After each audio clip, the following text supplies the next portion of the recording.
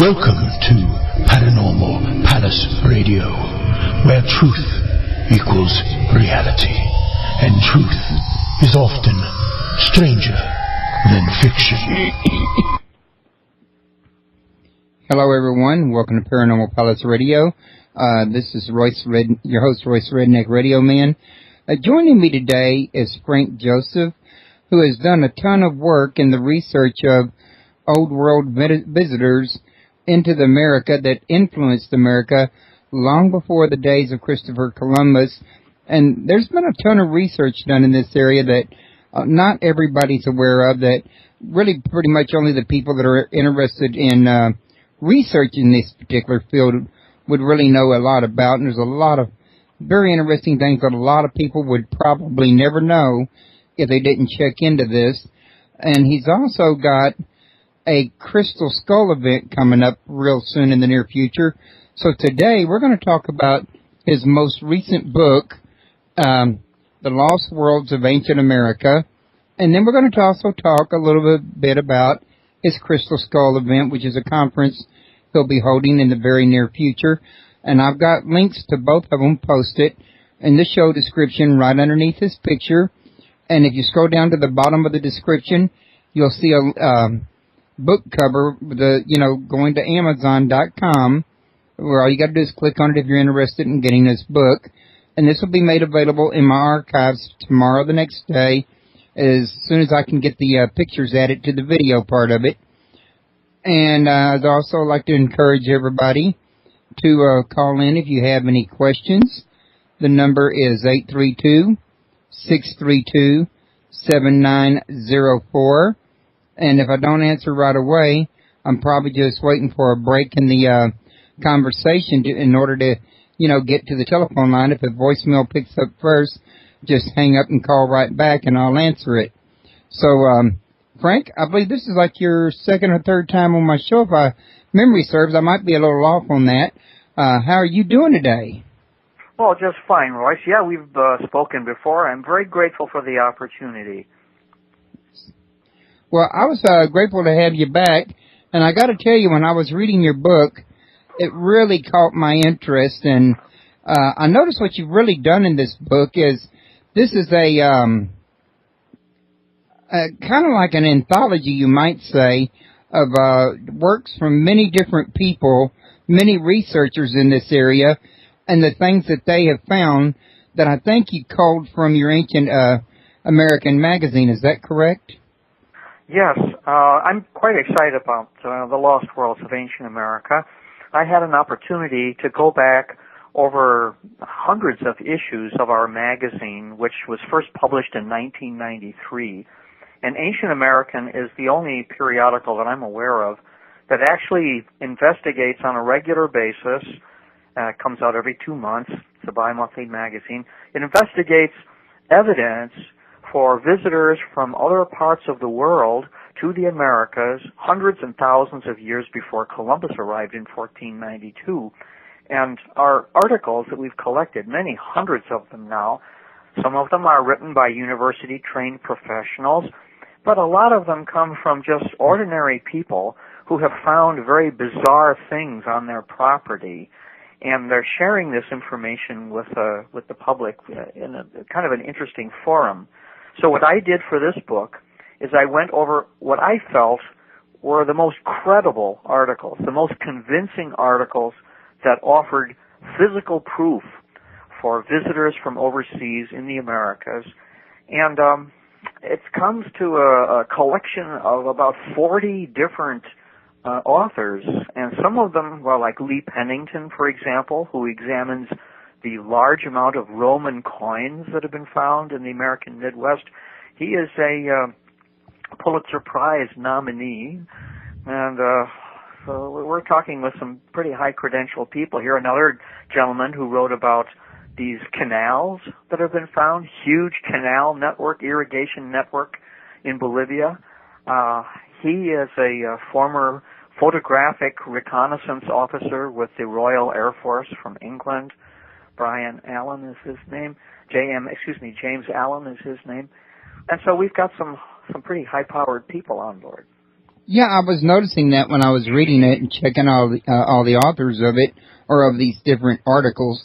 Now, one of the things I wanted to, bring out into the open at the very beginning was that you've mentioned in your book, or you've given me the impression that there is a sort of an embargo of historical information going on among mainstream academia in the archaeological field.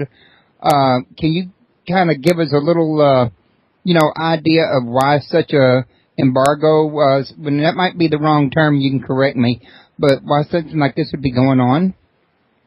Well, I think that's a very excellent term, Royce, and I'm going to use that in the future. There's indeed an embargo. The truth about discoveries that took place, several discoveries of the Americas, quite a few long before Columbus. And why is there this kind of a resistance? That's a very interesting question I get asked a lot. How is it possible that professional archaeologists would want to cover up this information? Aren't they interested in the American past? No, they're not. As it turns out, American archaeologists have had a rule, a tenet set down for them, a piece of doctrine that was instituted around the turn of the 20th century by a man whose name was John Wesley Powell. And John Wesley Powell is regarded as the founder of American archaeology. He brought scientific discipline to this science, which was really not that scientific until then. It was known as work of antiquarians. People were interested in the past. And he did some great work. John Wesley Powell is a very important man. However, in laying down these rules, one of them is completely unscientific and very detrimental to understanding American prehistory. He ordained that any information, any physical evidence which is presented to indicate visitors to America before Columbus must be dismissed and not considered. That such evidence is either fake, given out of hand, ipso facto, it's either fake or a misinterpretation of the evidence. And when that rule was laid down, archaeologists ever since that time have abided by that doctrine. They simply are not interested in anything that suggests an overseas influence from say Europe or Africa or the Orient. And this sort of a fossilized point of view has crippled archaeology. And as a consequence, the American people, and students especially who go to university or colleges, are totally unaware of the four major civilizations that rose and fell in North America long before Columbus, hundreds and thousands of years before Spain even came into existence, modern Spain. They're also unaware of these extremely important contacts from Rome that took place, or from the Celtic people that came here. But this point of view is being eroded. This embargo that you mentioned is being dismantled, not by myself and people who write books about it, but by other hard sciences, especially geology. And the geologists like Scott Walter, who we can talk about later on, have been able to absolutely, unquestionably identify certain artifacts as belonging to people that arrived here long before Columbus.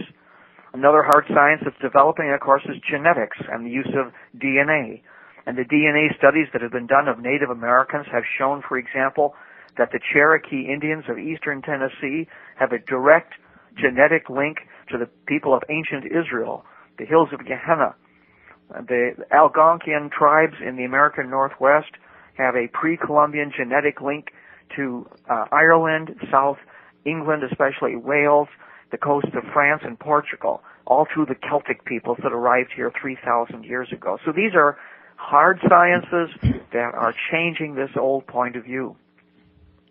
Well, I think it's just great you got around to that DNA thing, because one of the questions in the chat room was, what DNA genetic evidence do we have of pre-Columbus visitors, such as the Egyptians and Romans? Which you covered the Israelites, but was there also some evidence of the Egyptians and Romans that was DNA? Well, the Egyptian evidence for the DNA has not been found. However, there is extremely persuasive evidence, physical evidence, that the Egyptians had an important trade going on with South America. Now, when we have our text, of course, it's called The Lost Worlds of Ancient America. It doesn't refer only to the United States. We discuss all of the Americas, from Alaska down to Tierra del Fuego. And as far as the Egyptians are concerned, about 20 years ago, archaeologists who were trying to preserve a collection of mummies in the Cairo Museum noticed that there were indications of cocaine residue and tobacco residue in some of the mummies. They figured that this was impossible. How could this happen? Because cocaine not only has never been grown in Egypt or anywhere in Africa, but cocaine is grown in very few areas, really, of Peru, Colombia, and Ecuador. It only grows there. As the conservators were looking at more evidence of this cocaine residue, they found that this cocaine was obtained from literally hundreds of mummies, hundreds. Some of the mummies went back many thousands of years to some of the earliest dynasties, going back to about 2,800 BC. And there was no explanation for it. This can only mean that the ancient Egyptians came to South America for cocaine, which they used not as a recreational drug, but as part of their medical practices. We know the ancient Egyptians were very fine physicians, and also the indications of cocaine in the number of mummies who appear to have been high priests indicates that cocaine was used for an altered state of consciousness in some of their religious rituals, it would appear. Now, as far as the Egyptians having the maritime ability, the ships necessary to cross, there is no doubt about that, because around 1950, when work was being done on the Great Pyramid, again a preservation effort, a grave was found, a very large grave. And inside this grave was not a human being, but a ship, a vessel, a sailing vessel, about 100 feet long, and it was in perfect condition. It had been dismantled, but was in perfect condition.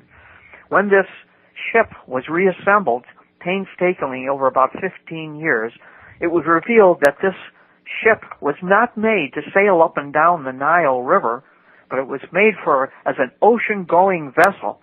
Its planks were sewn together with hemp. That means that when the ship was put in the water, the hemp expanded and created an extremely tight but very flexible bond. This is a kind of technology somewhat similar to what the Vikings had, who had, of course, ocean-going ships. So we know for a fact, two facts, that the ancient Egyptians were in the cocaine trade with South America, and we know that they had the vessels to do so. So even though we don't have the DNA yet that shows the Egyptians were in South America, this evidence is clear. It shows that they were definitely over here for a very specific purpose. Exactly. And, the thing that comes to my mind as a question on that is, why would such an item as a ship, an ocean-going ship, placed in a tomb that far away from the ocean? Well, I can give you some good speculation on that seems credible. The Great Pyramid is, of course, also a great mystery. And why would somebody go to the trouble of making this huge tomb just to put in this vessel? We know that there was a myth associated with the building of the Great Pyramid, a myth, a kind of a historic or an oral tradition that was preserved by an Egyptian historian about 2,300 years ago. His name was Manetho, and you can go online today and you can pick up some of his material. It still is preserved. And Manetho tells the story of the founding of ancient Egypt. He says that Manetho says that there was a group of people who called themselves the followers of Horus. Horus was a sky god. And the followers of Horus. In Egyptian, the name is the Semsu-Her. The Semsu-Her, or the followers of Horus, are described by Manetho as arriving at the Nile Delta in a fleet of great ships. And until they arrived, Egypt was inhabited by a rather primitive people who had no trace of civilization. They were primitive farmers and fishermen. Sounds like the Kimbertons. When the Semsu-Her, or the followers of Horus, arrived, they brought with them already the tenets of a very high civilization. They had the technology to do so, and the Semsu-Her are associated with the building of the Great Pyramid. The pyramid was supposedly built as a political act in which the Semsu-Her, these refugees from a high civilization that had been destroyed far outside of Egypt, arrived in the Nile Delta, wanted to settle there, but they had a native population to deal with. So by building this Great Pyramid, they used the local people as laborers, where the Semsu-Her used their technology as architects, and as a combination of their high technology and the physical labor of the local people that created this political act of unification. This is the story that's in Manetho.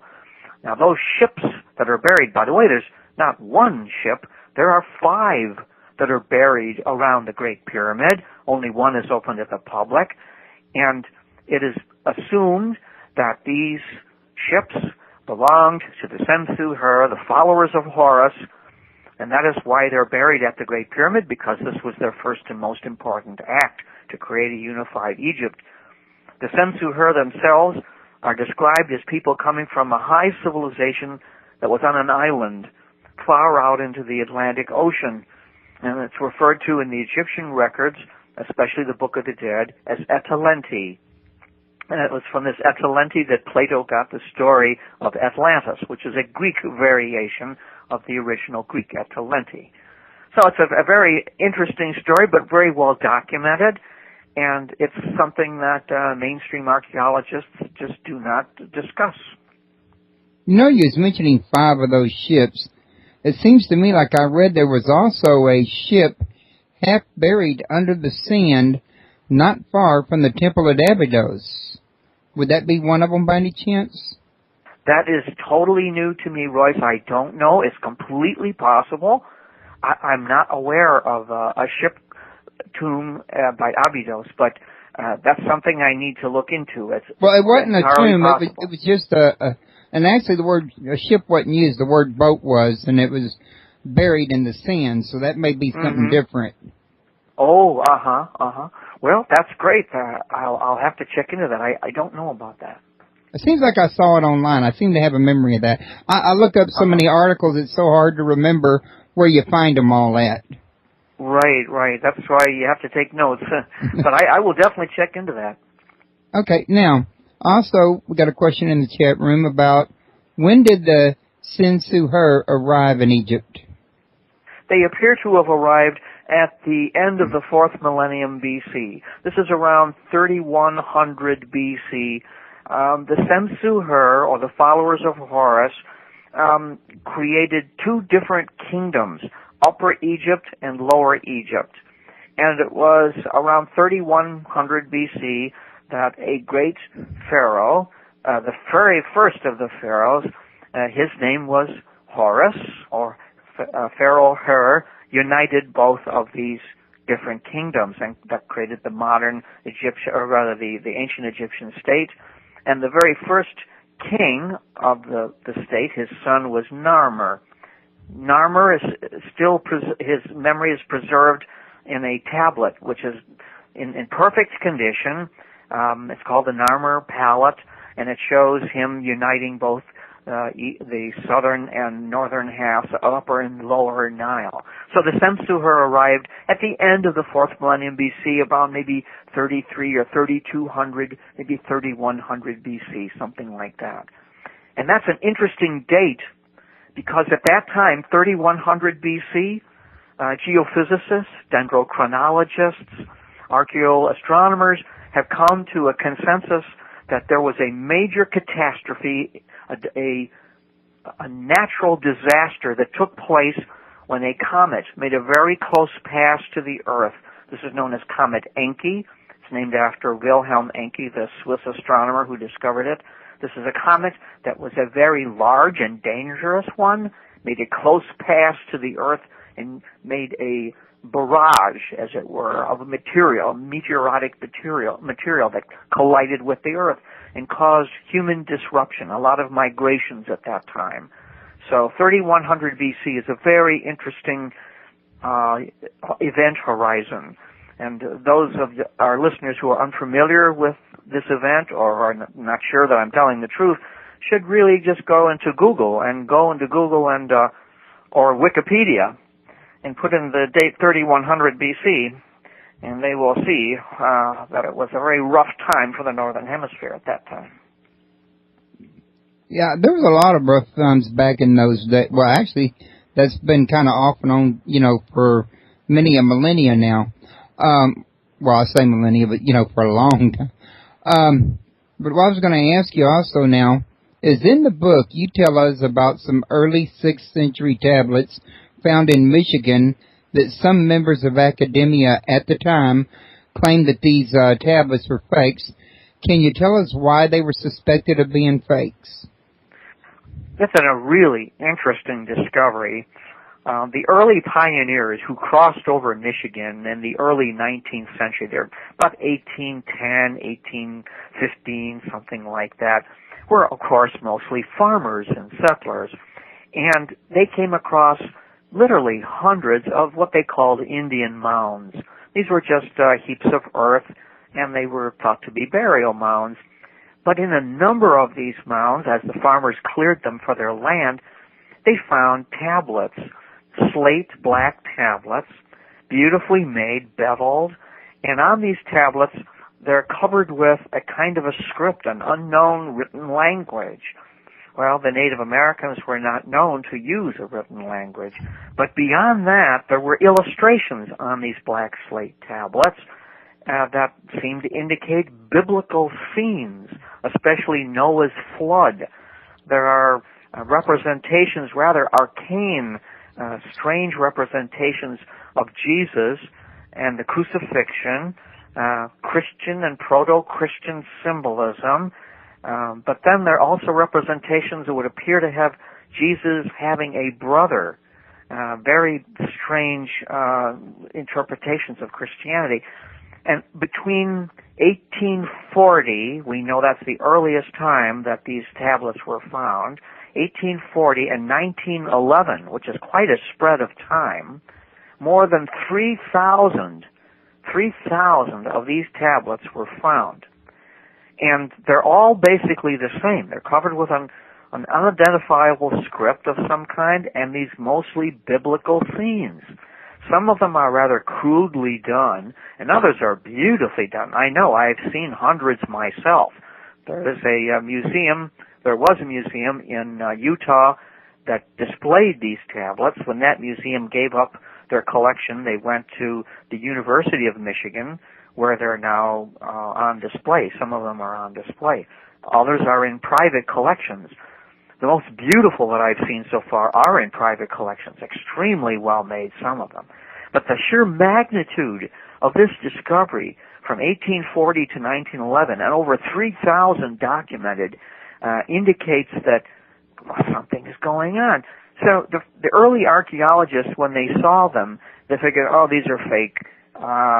The Native Americans didn't have any conception of Christianity before the first pioneers arrived, and they had no ability to make a written language and so on. But as this criticism was going on, more of these tablets were still being found, and so some scientists, what they called antiquarians in those days, gathered together notary republics, and affidavits, legal affidavits, were sworn out on literally dozens of people who testified that they found these tablets under pristine conditions, that they did not fake them. These were documents of law, and we have copies of those affidavits that were sworn out. So what do these tablets mean? Number one, are they authentic? Absolutely. Are there some fakes involved in some of it? Very probably. Throughout the entire archaeological community, fakes have always been made. It's human nature. If you go to a museum today, you can be sure that some of the artifacts you're looking at that are portrayed as real are fake. There are some swindlers out there. But the majority of these Michigan tablets, as they're referred to, are authentic. And the article that we have in there is by David Allen Deal, who before his passing about 3 or 4 years ago was quite a long-term expert, a lifelong expert in interpretation of these Michigan tablets. What we believe and what David Allen Deal was able to show, I think, very conclusively in his wonderful article in The Lost Worlds of Ancient America, is that these tablets were made by a Christian sect known as the Copts, C-O-P-T-S. The Copts were a Christian sect that were demonized by Roman Catholics. They were known as Gnostic Christians.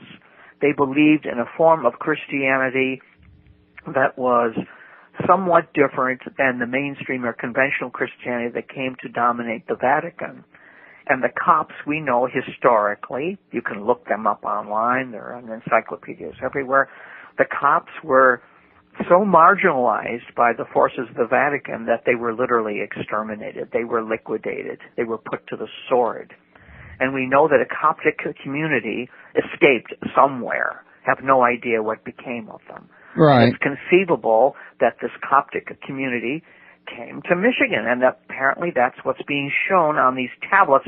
Some of the tablets show confrontations between what appear to be people from the Near East, and the Copts were associated with Egypt. Confrontations between people from the Near East, or possibly Europe, with Native Americans, and it shows dead on either side.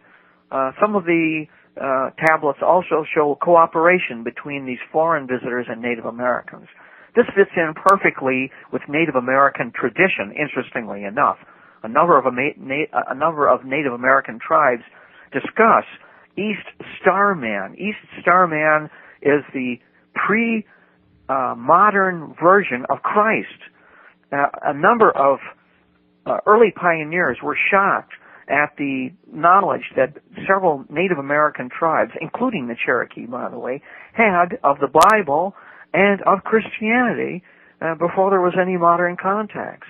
They didn't refer to this beneficent man as Jesus, which is, of course, an old world term. They referred to him as East Star Man because he came from the East. He was a great man of peace who had suffered persecution across the sea and spread the doctrine of cooperation and humanity. And he was greatly revered. This is their story. Now, whether this was actually Jesus that came here or was a missionary of some kind, nobody knows. But the Native Americans, there's no doubt that many Native American tribes were quite well versed in early versions of Christianity. Wow. And what's really, really interesting is that some of the Native American versions talk about their Jesus figure, East Star Man, as having a brother, as portrayed on these Michigan tablets. So it's a very interesting story, and I just wish that I could show our audience some of these beautifully carved Michigan tablets. Obviously, they're not fake. I mean, a fraudulent person would not go to so much trouble to have made over 3,000 of these tablets, and some of them are very beautifully wrought. You can mug somebody a lot easier if you just want a quick dollar. I don't think you get a quick dollar. I mean, you could sell well, these that's what things I'm saying. That's what I'm saying. Yeah, exactly. Yeah. And you know, why go to all that work when you could just mug somebody and get your money quick? I mean, you know what I'm saying? Well, exactly. The type of mentality that would want to fake things, they're not going to do anywhere near a good job. We have a photograph of one of them on page 57, and it's a good photograph. It's clear and it shows how beautifully made it is. But boy, seeing it originally, and I saw this, it's this dark blue slate. It's really a kind of a masterpiece. By the way, you know, nobody made any money off of this. I don't know anybody that became rich off of peddling these slate tablets. they were mostly just collected by farmers and kept in their families or given to the authorities for study. I don't know a single person that retired off of selling these things. The picture that we have on page 57 is, I'm looking at it now, it's quite remarkable. It's not something that a fraudulent person would just knock out. Yeah, and this ain't the only picture you have. It's only when you have these particular tablets in there. But, I mean, you got pictures throughout the whole entire book is what I'm saying, of different things that y'all are talking about in the book. One of the things I did want to ask you, though, is there a substantial profit to be made selling fake artifacts from old world countries in America to make it worth any hoaxer's effort to do that? No, and never. There's never been any. There are some people that have faked things up, made a few bucks, but in the whole history of archaeology that goes back about 150 years, there's not been a single person that's cashed in on this. And the vast majority, Royce, of these artifacts that are found are usually found, like I say, by farmers who share them with archaeologists and don't ask any money for them. That in itself, that's a great question you asked. Because if these things are all fake, well, where are the people making big bucks off of this? Really? Because, that's what I wanted to ask you for. You know, if academia was so quick in the beginning to say some of this stuff is fake, why would they think that if there's no profit to be made doing it? Well, you know where the big money is in fakes, interestingly enough? It's in conventional artifacts. It's where somebody will go to the trouble, especially in Europe and in Italy. They have some very excellent artisans that make reproductions of Egyptian statues or Mayan statues, and they try to palm them off as having been found in a real Mayan site or an Egyptian site. They don't say, oh, this is an example of the Egyptians in America. That never happens. They try to palm them off to the establishment archaeologists as being authentic Egyptian artifacts within the context of Egyptian prehistory or ancient history, dynastic history. And they get stung a lot of times. So I think that's what makes them very skittish on this. But when it comes to finding artifacts that are out of place, like an Egyptian artifact that's found in Peru or something, there's no fraud involved in that because mainstream archaeologists don't accept it. So the fraud is entirely on the mainstream or conventional side, interestingly enough. Sounds pretty silly on their side, if you ask me. And they're very sensitive. They're oversensitive because they've been stung by buying too many artifacts. There was a big scandal, matter of fact, in the Metropolitan Museum of New York, which is a very fabulous place in which a number of vases that they had on display for decades turned out to be all fake. But there was big money involved there. Big money. With those fakes, there's no money at all involved in the Michigan tablets. Nothing. So that lends credibility to them in my book. Oh, yeah. And I'm looking at that picture on page 57 you was mentioning. And again, I'm not an expert in this, but what I am seeing, just as a novice that does a lot of research in ancient mythology, is that there's a lot of iconography into this, a lot of detail, and a lot of symbology that no average person knows without doing a lot of study to be putting into this thing to begin with. You're absolutely right. I mean, whoever put this slate together, their knowledge of symbolism, as you say, and the beautiful graphics involved at the bottom, especially that temple, I guess, that's being shown. I mean, somebody that has that kind of ability, would they be involved in faking stuff? Imagine how long it took just to make that one. And you look at that one tablet, and now think that there are about another 3,000 of those that are known. Yeah, that'd be a lot of work and a lot of study, and there's way too much there to for such a claim, but like the academics thought at first for that to be a hunt. Just as a fake, yeah. Yeah. That symbol at the very center is really interesting. It's referred to as the mystic symbol. It is, let's see, 1, 2, 3, 4, 5, 6 different, they look like nails. And this symbol, referred to as the mystic symbol, is found on a great many of these Michigan tablets, maybe most of them. And David Allen Deal spent just years trying to crack that symbol. And he finally was able to do it. It is a Paleo-Hebrew word. Yes, it's a word. It is a word. It's a term. It's a name. And he's able to show in his wonderful article exactly what that means. It means literally Yahweh. It's the symbol for the Hebrew God.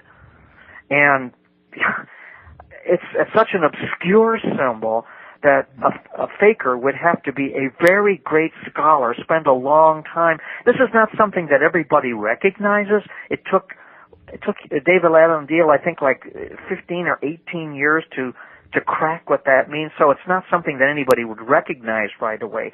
But that symbol at the center of the circle, the concentric circles, it's a symbol of the Hebrew God Yahweh. It actually reads that each one of those nail-like figures represents a letter, and it's pronounced Yahweh. So I think that that alone signifies that these are authentic, and it represents a Christian community that arrived in Michigan about 500 A.D. Probably. 500, yeah, about 1,000 years. In the Vatican. This means that there was a pre-Christian, unconventional Christian community that arrived in Michigan about 1,000 years before Columbus. And you figure it this way: if these Coptic Christians were being literally slaughtered by mainstream Christians, I mean, put to the sword, you're going to take a chance in crossing the ocean. And probably a number of them were lost crossing, but some of them made it. And what they did is they traveled up the St. Lawrence Seaway, which in those days, by the way, was totally navigable. 1,000 years before Columbus, 500 A.D., we know that the St. Lawrence Seaway, you could take a canoe from the mouth of the St. Lawrence Seaway directly into the Great Lakes. You couldn't do that several hundred years later because there were major shifts going on in the waterways, the riverways of North America. But in 500 A.D., you could have done it. And I think what happened was that the Coptic Christians were faced with either being killed off, literally put to the sword, or else fleeing. They became boat people, modern-day boat people, and they arrived here. I think it's clear. I mean, this is an important find. Here we're talking about a large Christian community concentrated in the state of Michigan, and the physical evidence is overwhelming, and yet the mainstream archaeologists pay it no attention. And that's why we had to include this article in our book. I think it's something people need to know about and think. You know, as you read the book, you can see that we don't try to convince anybody of anything. That we put the evidence out there and let the reader decide for himself or herself. Right. We're not interested in trying to convert anybody to our opinions. You know, it's not a religious thing in that regard. But it's information that needs to be pondered and considered. These are all very brief articles, and if people are interested, they can follow some of the sources that we have listed in the back. We have abundant footnotes and bibliographies that can lead people to more information about these wonderful discoveries.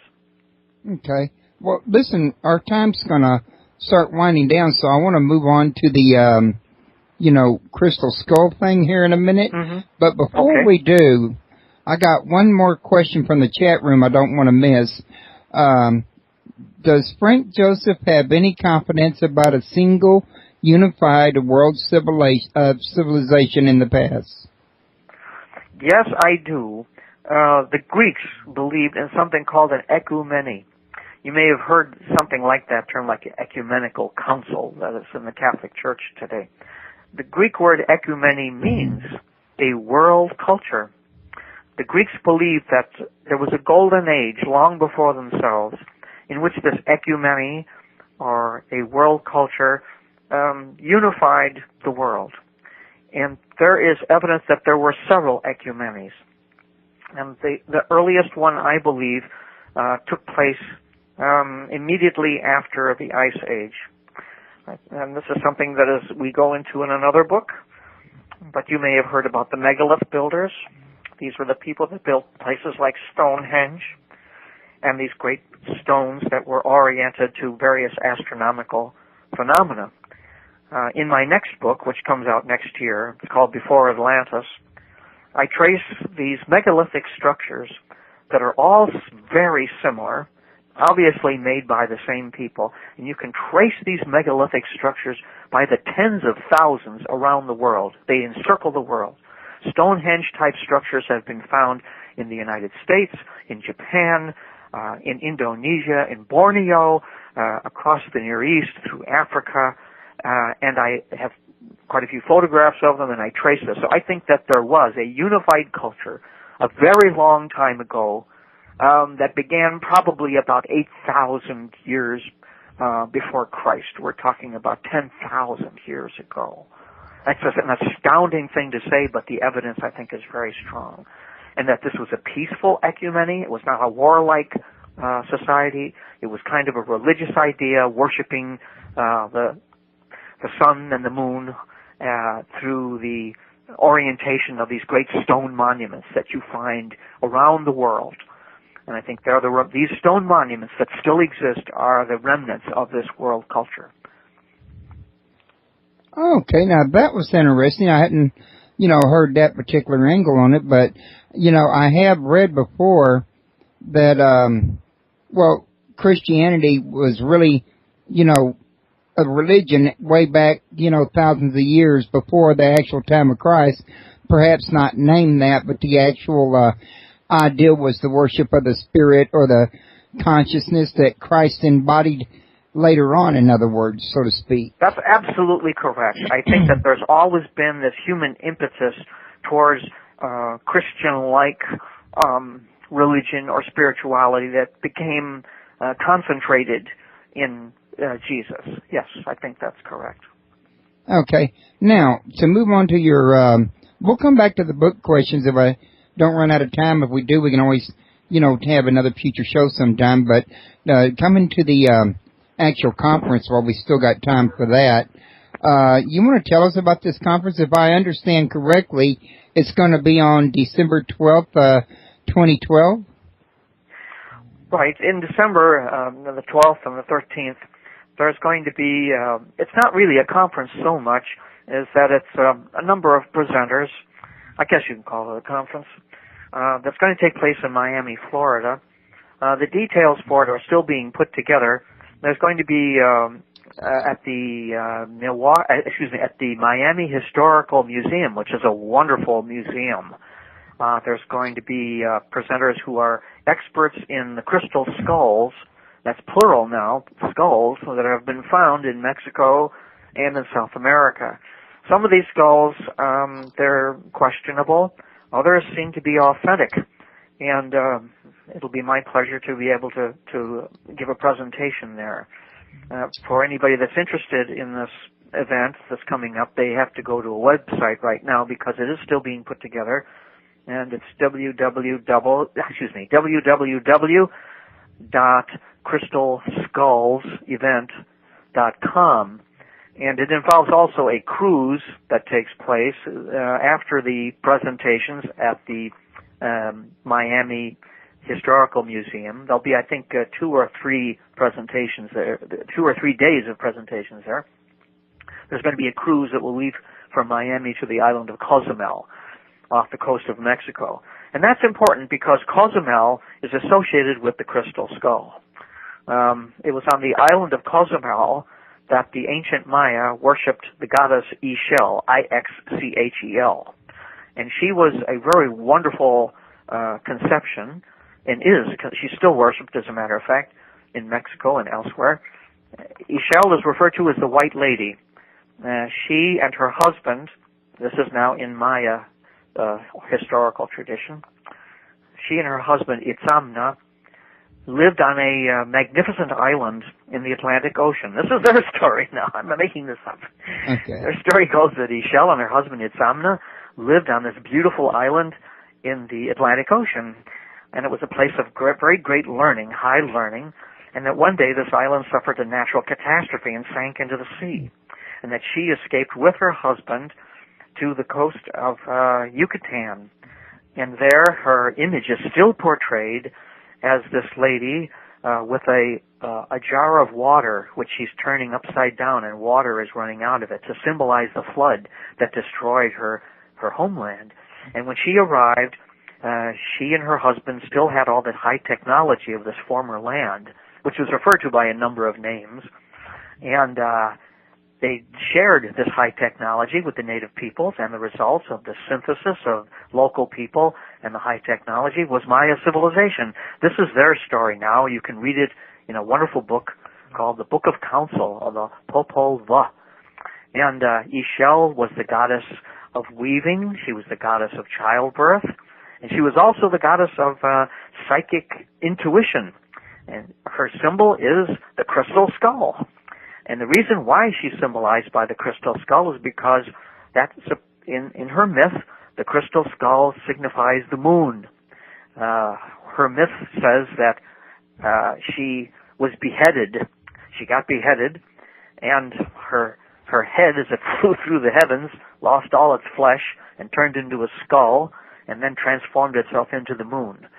So Ixchel and the crystal skull are associated with lunar magic, as it were, which is the night side of human activity, the psychic intuition. And it is at the island of Cozumel that her temple still exists, and you can go, and that we're going to be going and visiting her temple, which is open to the public. It's a very interesting place, rather unusual for a Maya temple. It has these very round columns that are on top of a flight, a grand staircase. Very interesting. And so that's what we're going to be talking about. Yeah, and I noticed you got a bunch of speakers at this event. You got, well, I had that right in front of me. Let me come back to it. And I may pronounce some of these wrong, and if I do, please forgive me. Looks like Jap Van Itten, and he's going to be the Master of Ceremonies. I see you're going to be speaking there, and you're the expert on Atlantis. Raymond Tarpey, who is also a member of the R, started by Edgar Casey. And Stephen Myler. Now, I know Stephen. He's been on my show a couple of times. And I know he's a real strong Egyptologist. He's been researching it for years. And he's actually got one of the natives around the pyramid area there that has family ties to one of the watchers or something to that effect. I'd have to go back and re-listen to my show. But you got it right. That's correct. You're right. Yeah, he's got an inside track to the history of the pyramids, in other words. So he knows the kind of stuff that most of us don't know. You're right, Royce. Stephen Mailer is a very brilliant man, and he's a leading Egyptologist who's worked long and hard at the Great Pyramid and other temples in Egypt. And so we're very lucky to have him on board, literally, and we're looking forward to his presentation especially. Yeah, he's been a fantastic guest for me. Matter of fact, I'm looking forward to having him back. And also, and I hope you don't mind me plugging for him, but I'm going to let my listeners remind him real quick, like for the ones that have forgotten because he hadn't been on in a while, that he does do Egyptian tours. I want to say once a year, but it may not be that often. I don't know. I'm not familiar with his tour business, but I know that any presentation he makes has got to be worthwhile. Oh, yeah. Now, there's also Awawa Hoshi Kavan, and she's a crystal sound musician. And there's Michelle Nocerino. Oh, yes, yeah. She's a very brilliant woman also. Her husband, Nick Nocerino, had the largest collection of crystal skulls in the world, and I think that collection passed to her. So she is very knowledgeable on the crystal skulls, and she's also very critical because she knows that there are a number of fakes that are out there. There are quite a few, or not just fakes, but people that I think that are mistaking not very old crystal skulls for something that are more ancient. So she's quite knowledgeable, and I hope that she brings part of her collection. I'm sure she will bring part of her collection along to Miami in December. Yeah, I've heard about some of these fake skulls out there, and what I've actually heard, and again, this is rumor, is that some of these newer skulls that have been made, that although they're not the original ancient ones that are a part of the original, say, 13, they do have their own set of characteristics or abilities that's granted to them just by the fact that they're made out of quartz. I think that's correct. If you can take modern quartz today and configure it any way you want, and it does have strange qualities. The ancient, not ancient, but the old radio sets, the crystal sets, were made to work that way, where you would turn on the radio in the 1920s, and the first dial you turned was actually a vice, and that vice would squeeze a little crystal inside, and when that crystal was squeezed, a little electronic spark would emit, and that would turn the radio on. That's known as piezoelectricity. You can take a piece of quartz crystal between the pliers if you want, and if you squeeze it slowly enough, you'll see a little light that will begin to emit. And that's the nature of the quartz crystal, which is able to have electronic qualities. Silicon Valley, for gosh sake, is made up entirely of the quartz crystal electronic technology. So I agree with you. I think that if you took a modern piece of crystal and carved it like a skull, it would still have some kind of interesting qualities. And I see you're the crystal skull that was found. That the most outstanding of them all is the Anna Mitchell Hedges crystal skull. That was very famous. I heard about that one. Oh, it's a beautiful, a masterpiece. It's an incredible work of art. I've had the privilege of being with it several times and seeing it and photographing it. It's just a huge work of art, and yet it's modern. I won't call it a fake. It was believed to be found in Belize among some ancient Mayan ruins. That is completely incorrect. Others have associated it with Atlantis and so forth, and none of that pans out. The most modern testing that was done on it in 2007 showed modern tool marks. So the crystal skull was made between 1890 and say 1910. But the mystery hasn't ended, because who on earth at that time could have produced such an incredibly beautiful masterpiece? It is, as it stands by itself, it's a very powerful work of art. Not only that, but the crystal skull is an actual replication of a real human skull, of a woman's skull. There was a forensic reconstruction done of the skull in the 1980s, and it shows the face of a Maya woman. Wow. So who on earth would have, in only a little more than 100 years ago, why would anybody have gone to the immense trouble of creating this beautiful work of art of a skull of a Native American woman? Nobody knows who made it or why. So the mystery has, if anything, increased since it's been found out that it's not ancient.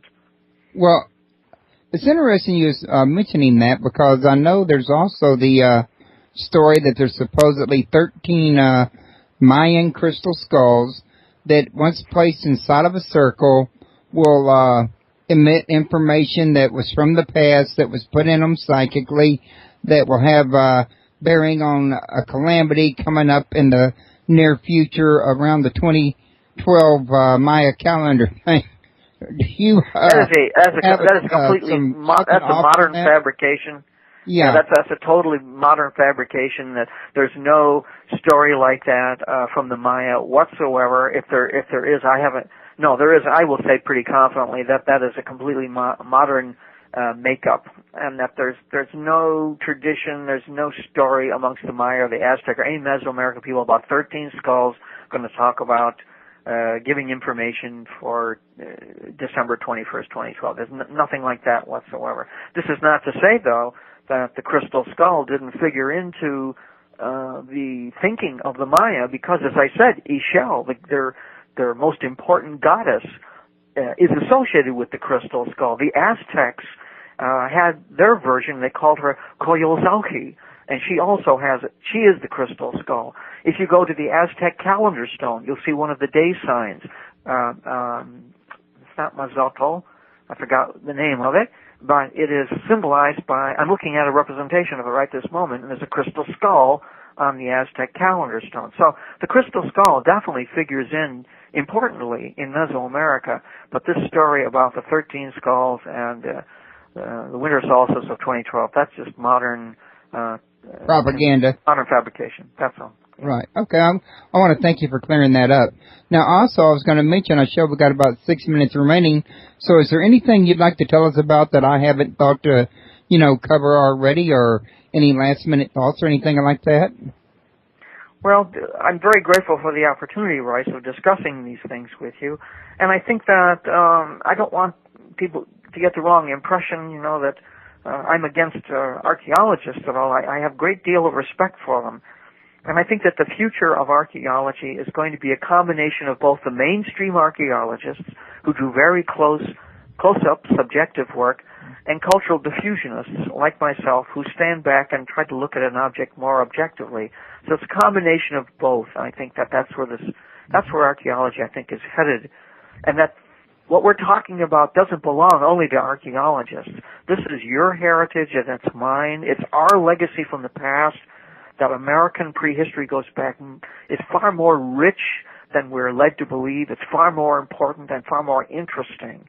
And that the more our people are aware of their past and have pride in their past, they have greater pride in their country. And that's why history is very deeply important.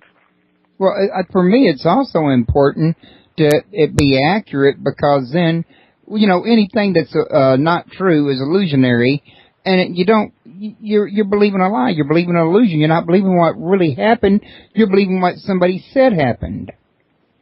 Absolutely, and I think that the belief systems that they have now are agendas, that they want people to think in a specific way. They want people to believe specific things rather than coming to their own conclusions. And that's what we're asking in the book that we've come out with, The Lost Worlds of Ancient America. We want the reader to come to his or her own conclusions. We're not trying to force ideas down their throat, like unfortunately too many mainstream archaeologists are insistent that there were no contacts in America before Columbus, and we're showing that there were abundant contacts. Yeah, and I want to tell the listeners right quick, because I read this book myself personally, that we really did not even scratch the surface of the proof of the different artifacts that's been dug up in America, all across America. This is really some very, very extremely extensive research. To be honest with you, we've only had an hour show today. I don't think we could have covered the whole thing in 2 hours. I do honestly believe this is a great research tool, something to rely on, to fall back on, remind you what areas you can look things up in, and it would give you great ideas of things that you might ask that are not answered directly in the book itself.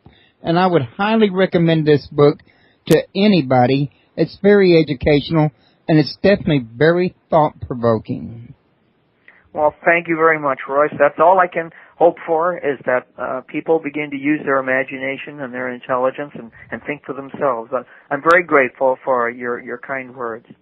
Well, I'm very grateful to you for coming on the show and spending this hour with me and sharing this here with my listeners. I definitely hope to have you back again in the future, especially since I feel quite sure you're going to be doing more work and learning, more stuff that we don't know. New things come up every day, and, always got to have fresh content for your listeners so that they will grow and learn. They don't stagnate, in other words. Right. Well, I'm sure we'll do it again, and I certainly will keep in touch and let you know what's going on. Thank you, Frank. I really do appreciate that. And it's been a fantastic hour, and I'll be in touch with you over the next few days about those links that I mentioned. And I want to thank you very much for coming, and you have a very good weekend.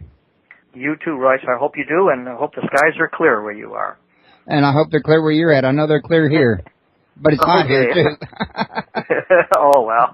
Okay. Thanks a lot, Royce. Bye-bye. Bye. Okay, everybody. I think he was a fantastic guest. I really enjoyed his book, and I would really recommend his book to anybody. Personally, folks, please forgive me. That hit me all of a sudden. What I was going to mention real quick, like before I cut the show loose, was our next show, and I need to pull open my schedule here, which I did not have the foresight to do today like I usually do. And let me scroll down to it here. We're going to have, let's see, David Weatherly, Nancy Meyer. Next, we're going to have Debbie Malone this Tuesday at 8 p.m. I also want to apologize for last Tuesday when I was supposed to be on with William Gleason, Beyond the Illusion.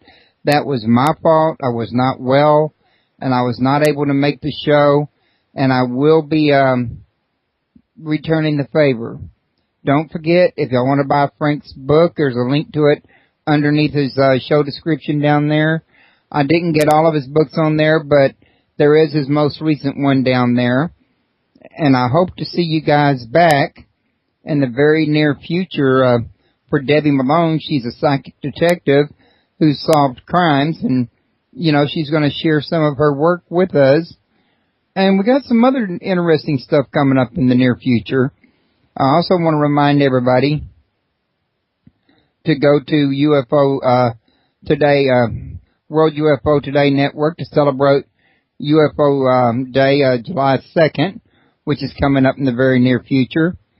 I also want to remind everybody to visit my friends at, okay, one of these friends I'm not going to mention. I need to take their banner down. I'm just waiting to see if they get their site back up first or not.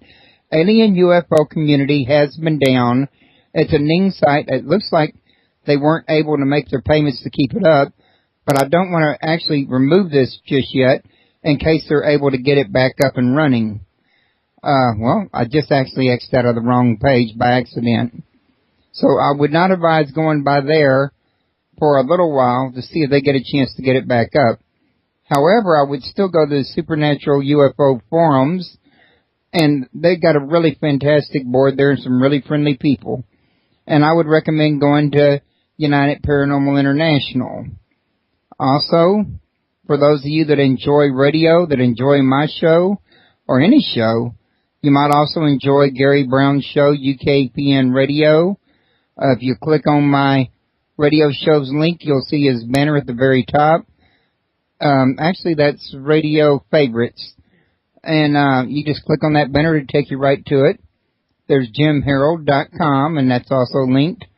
The Gralien Report with my friend Micah Hanks, and that's also linked.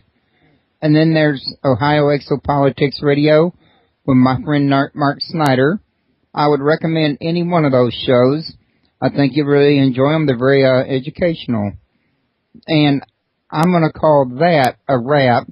And look for this over at YouTube and in my archives here over the next couple of days. And y'all have a great day. Thank you very much. Oh, and I want to thank all of y'all for coming. I almost forgot. I couldn't have a show without my listeners any more than I could have a show without my guest. So y'all, thank y'all very much, and I hope to see y'all this Tuesday at 8 p.m. when I interview Debbie Malone at Central Standard Time. Thanks. How are you doing today? Well, just fine, Royce. Yeah, we've spoken before. I'm very grateful for the opportunity.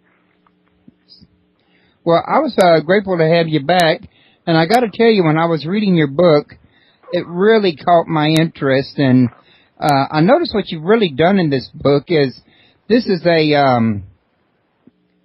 kind of like an anthology, you might say, of works from many different people, many researchers in this area, and the things that they have found that I think you culled from your Ancient American magazine. Is that correct?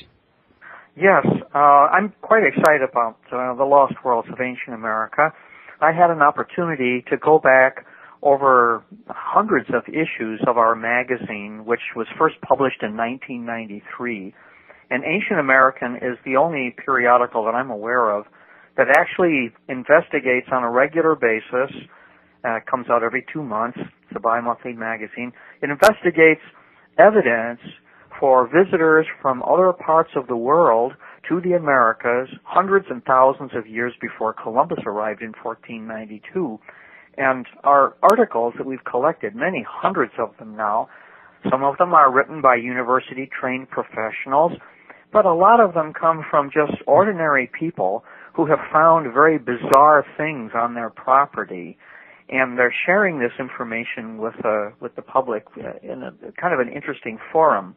So what I did for this book is I went over what I felt were the most credible articles, the most convincing articles that offered physical proof for visitors from overseas in the Americas.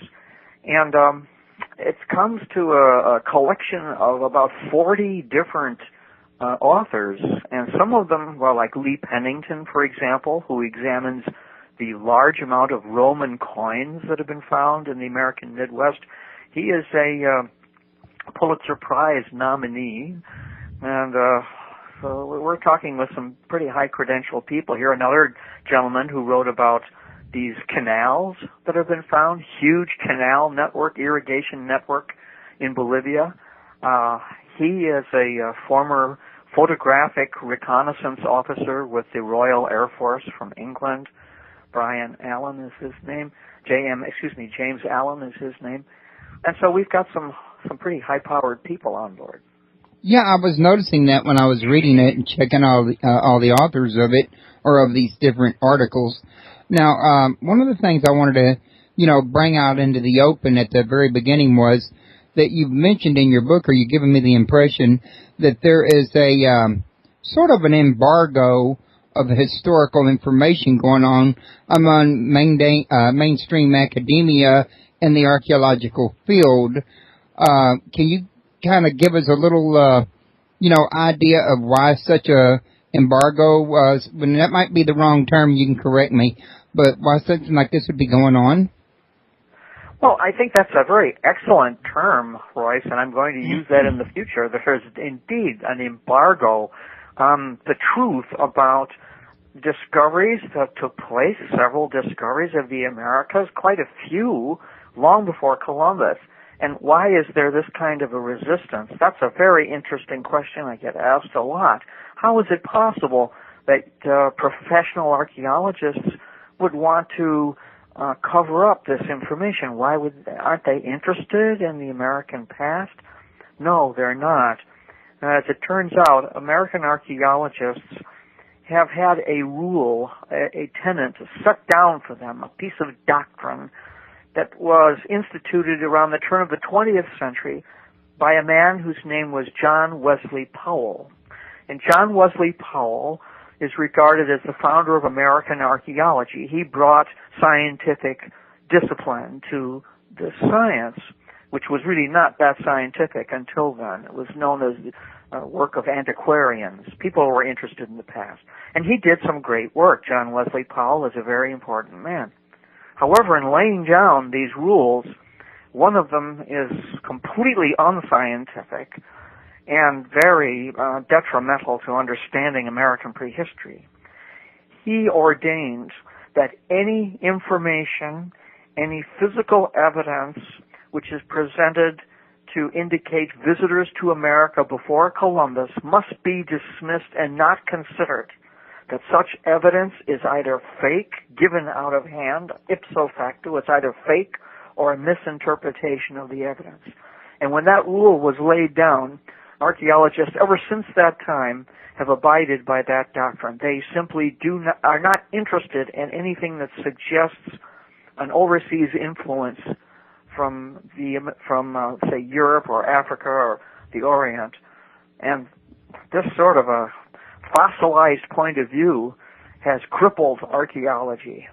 And as a consequence, the American people, and students especially who go to university or colleges, are totally unaware of the four major civilizations that rose and fell in North America long before Columbus, hundreds and thousands of years before Spain even came into existence, modern Spain. They're also unaware of these extremely important contacts from Rome that took place, or from the Celtic people that came here. But this point of view is being eroded. This embargo that you mentioned is being dismantled, not by myself and people who write books about it, but by other hard sciences, especially geology. And the geologists like Scott Walter, who we can talk about later on, have been able to absolutely, unquestionably identify certain artifacts as belonging to people that arrived here long before Columbus. Another hard science that's developing, of course, is genetics and the use of DNA. And the DNA studies that have been done of Native Americans have shown, for example, that the Cherokee Indians of eastern Tennessee have a direct genetic link to the people of ancient Israel, the hills of Gehenna. The Algonquian tribes in the American Northwest have a pre-Columbian genetic link to Ireland, South England, especially Wales, the coast of France and Portugal, all through the Celtic peoples that arrived here 3,000 years ago. So these are hard sciences that are changing this old point of view. Well, I think it's just great you got around to that DNA thing, because one of the questions in the chat room was, what DNA genetic evidence do we have of pre-Columbus visitors, such as the Egyptians and Romans? Which you covered the Israelites, but was there also some evidence of the Egyptians and Romans that was DNA? Well, the Egyptian evidence for the DNA has not been found. However, there is extremely persuasive evidence, physical evidence, that the Egyptians had an important trade going on with South America. Now, when we have our text, of course, it's called The Lost Worlds of Ancient America. It doesn't refer only to the United States. We discuss all of the Americas, from Alaska down to Tierra del Fuego. And as far as the Egyptians are concerned, about 20 years ago, archaeologists who were trying to preserve a collection of mummies in the Cairo Museum noticed that there were indications of cocaine residue and tobacco residue in some of the mummies. They figured that this was impossible. How could this happen? Because cocaine not only has never been grown in Egypt or anywhere in Africa, but cocaine is grown in very few areas, really, of Peru, Colombia, and Ecuador. It only grows there. As the conservators were looking at more evidence of this cocaine residue, they found that this cocaine was obtained from literally hundreds of mummies, hundreds. Some of the mummies went back many thousands of years to some of the earliest dynasties, going back to about 2,800 BC. And there was no explanation for it. This can only mean that the ancient Egyptians came to South America for cocaine, which they used not as a recreational drug, but as part of their medical practices. We know the ancient Egyptians were very fine physicians.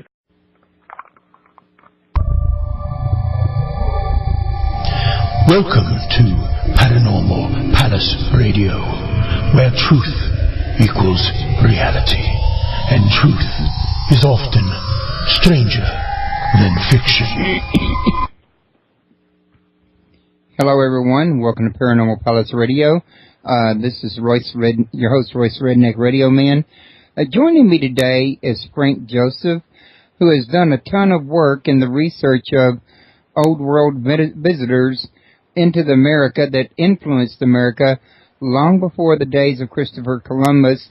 And there's been a ton of research done in this area that not everybody's aware of, that really pretty much only the people that are interested in researching this particular field would really know a lot about. And there's a lot of very interesting things that a lot of people would probably never know if they didn't check into this.